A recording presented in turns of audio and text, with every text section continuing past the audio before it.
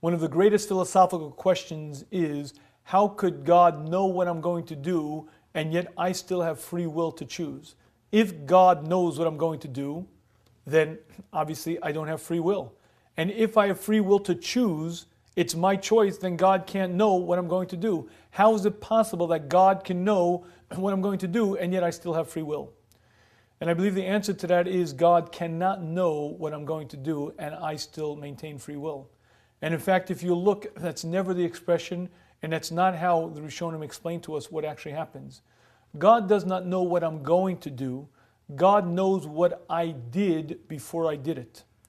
You see, God is not subject to time. God is not limited by time. He's above time. If you can imagine God standing miles and miles above the earth, not being limited by any physicality, not being limited by time. He sees the future and the past, the present, all in one moment. And a mushal parable to help make this a little bit more clear is the following. Imagine that you and I walk into a time machine. And in this time machine, we step forward into time 20 years forward. We walk out of the time machine and we see Ruvain pull out a gun, shoot Shimon dead. We see the blood, we see the body. Shimon is dead as a doornail. We get back into this time machine, come back in time. We walk over to Ruvain and say, murderer, why did you murder Shimon? Here is the question. Do we know that Ruvain murdered Shimon? With absolute total clarity of vision, we know that Ruvain murdered Shimon. We were there on the scene.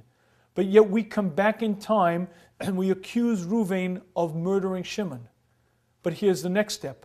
Does Ruvain have free will? Until Ruvain actually approaches that moment, he's fully capable of saying no. As he climbs through those years, as he reaches that final point and even pulls out the gun until the last moment, he can choose to pull the trigger or choose not to. Our knowledge of what he did before he did it doesn't negate his free will. You see, the time machine allows us to travel freely between time, but doesn't affect his free will.